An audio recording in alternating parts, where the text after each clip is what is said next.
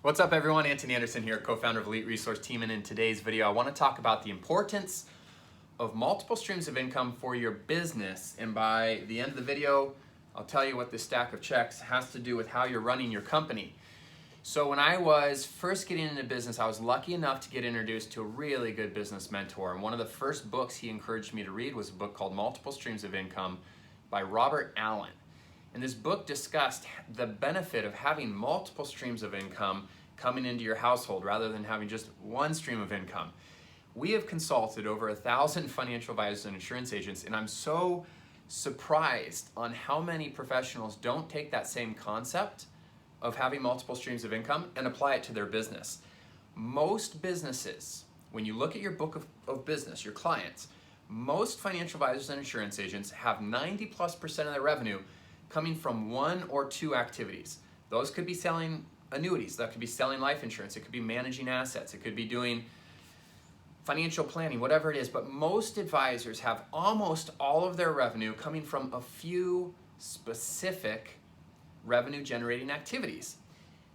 I wanted to record this today because that stack of checks and a few I have here in front of me all came in within the last month or so into our company, and all of them have one thing in common.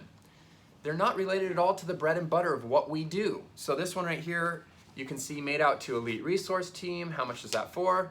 $13,750. What's that for? Business succession planning. It's a referral fee from a specialist. What's this one for? $1,400. It's for a business financing fee. One of our clients needed help getting some financing for their company. Look at this one, $38,131. What's that for? That's a tax planning referral fee. And I'm covering up who it's made from just because I didn't get their permission. But I wanted to share these checks with you to show you. Here's another one here for $1,750. And then as I showed you earlier, there's probably, I don't know, maybe another dozen checks or so.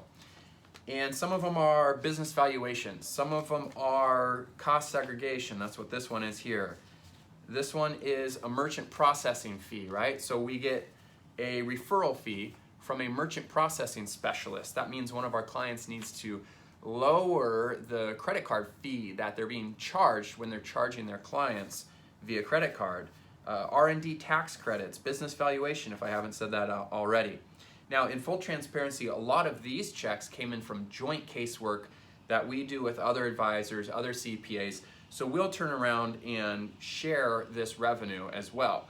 But I wanted to show you those checks to discuss this concept of having multiple streams of business revenue. And I want to show you a couple ideas related to this on this whiteboard here. The first one is a depiction of what most businesses look like in this industry. They're sitting on this desert island.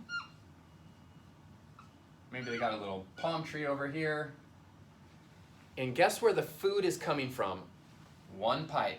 They're on this desert island and their revenue is coming from one pipe. Now maybe they get a little bit of client referrals, some little rain that comes in, but 90+% is coming from this one activity. That could be buying cold leads, that could be doing dinner seminars, that could be doing radio programs. But what happens when you have 90+% of your revenue coming from one thing? It's pretty vulnerable. It makes you at risk, right? Your business, your livelihood is at risk of something happening to this pipe. Dinner seminar become less effective. The lead purchasing costs go up. They change the regulations on annuities. All of these things constantly happen in our industry. And then what happens is you see this person running around on the desert island almost starving to death, like looking for a new source. So I'm going to come back to this desert island analogy in a moment here, but I want to discuss a concept that Jim Collins goes over in his book, Good to Great, and that is the concept of a flywheel. A lot of advisors, their client relationship looks like this. Now, a flywheel is using the analogy of those big wheels, and when they start to move, 90% of the energy is used just in their first full rotation. And that's what I see. This is a cold prospect. You got to do all of the relationship building, trust building, filling out the initial paperwork, trying to get them all the way around to the point where they actually become a client. And then what do most of us do? Then we run over here and try to do it all over again, right? We spend all of our time and energy getting them back to this point where they actually become a client. Some of us maybe manage their assets, so at least we're getting a little bit of a management fee. Many of us just sell life insurance or do annuities, so that's like 90+% of the revenue, all in that initial effort right there. There's a much better way to handle client relationships, and I'm going to show you what those checks have to do with this in a second. All right, so let's say we spend 90% of our energy right here, and we get this client, and we're going to manage their assets. So maybe we end up managing $500,000. Great, good client, depends on what your business looks like, but let's say that client's a business owner. Do you ask that business owner if they have a business partner? Do you ask them if they have a business partner if they have a buy-sell agreement? Do you ask them if they have a buy-sell agreement if that buy-sell agreement is actually funded? Do you ask them if it's actually funded, when was it put in place? Most advisors, if they're being honest, will say, no, I don't. We do. You know why? Because most of them don't have a buy-sell, or if they do, it's a legal document but was never funded. Or if it was funded 6 years ago when the company was like 25% of the size it is now. So what happens? Let me just run with this one example because that represents probably three of those checks I said right there. Okay, now all of a sudden we have a client that has a business partner and they don't have a buy-sell. What's the first step? Well, what do we need? A business valuation, because if we don't know the value of the company, how do we know how to create the buy-sell agreement, right? So now over here we have a biz, I'm going to call it valuation for short. This is a specialist that gets paid money. I don't need to go out and become a specialist on how to value businesses, but if I have a relationship that I've intentionally and strategically set up, then when I bring my client to this business valuation specialist, they should be paying me a referral fee. Once we have the business valuation set up, what happens? Now we need to actually create the buy-sell agreement, which is a legal document, should be set up by a business attorney, right? So we have what? Buy-sell. Now, what happens? The business attorney gets paid money. Can we share in legal fees? We shouldn't if we're not an attorney, but let me just put an asterisk next to this because I'll come back to how this still helps us generate multiple streams of income. But let's go back. We got the business valuation, we got the buy-sell. Now what? How are we going to actually fund this buy-sell agreement? Life insurance. By far the most effective way to fund a buy-sell agreement.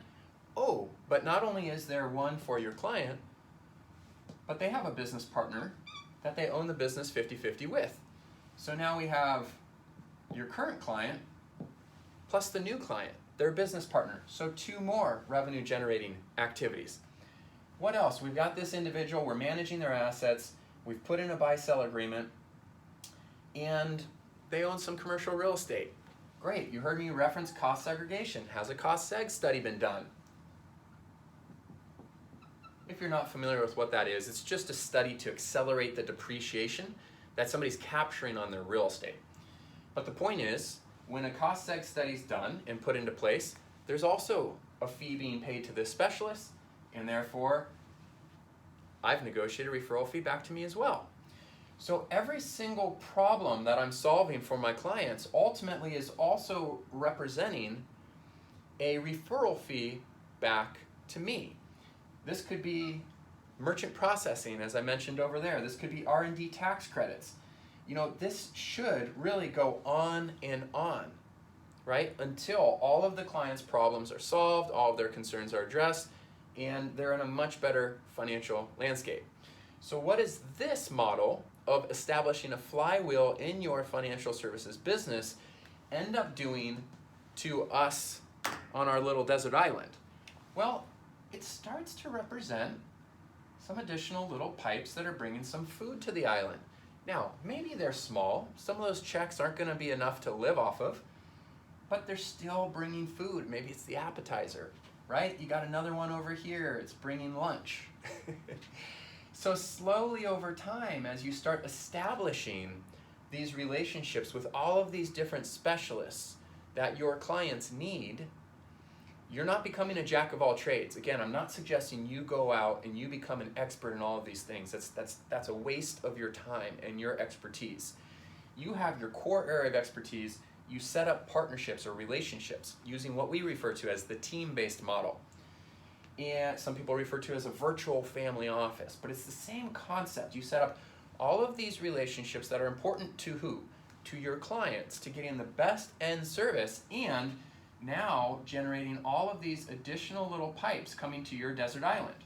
So what does this do? It exposes you to much less risk. Something happens to this? Well, you've got other sources of food coming in still. Now, we still might have to hustle and find another thing to replace this, but at least we've got all of this other little food that we can live off of. And a funny thing happens. Going back to your main pipe here, what I was surprised to see is that actually my main pipe grew larger, meaning I had more activity coming in as I started investing in a team of professionals that I was delivering to my clients. Why would that be? Because you're bringing more value to your clients. You're solving more needs. The marketplace rewards us for bringing value. You want to get paid? Solve a problem. Now, what this does is it also gives our clients a unique story to tell to their friends. So ultimately, you end up getting referrals back to new clients, to new prospects from your current clients, which then, again, feeds into your current activity, your main revenue generating activity. You get new referrals because this flywheel right here is something that I can tell you 95+% of the industry is not doing. So if you want to create a competitive advantage, ask yourself, how do I solve more client problems? And where that starts is by finding out what problems do my clients have. Not just that I can solve with my financial advisor hat, or my life insurance hat, or my annuity salesman hat. Any problem. You tell me, you're looking to sell your home? No problem. I have a residential real estate agent I can refer you to. You need a new banking relationship for your small business? No problem. I have a business banking relationship I can refer you to. Now, this reminds me to go back to this buy-sell agreement with these legal fees. Some of you might be saying, yeah, but can I share in those fees? Maybe you can't share in the legal fees. Maybe you can't share in referral fees from a real estate agent. Depends on your circumstance.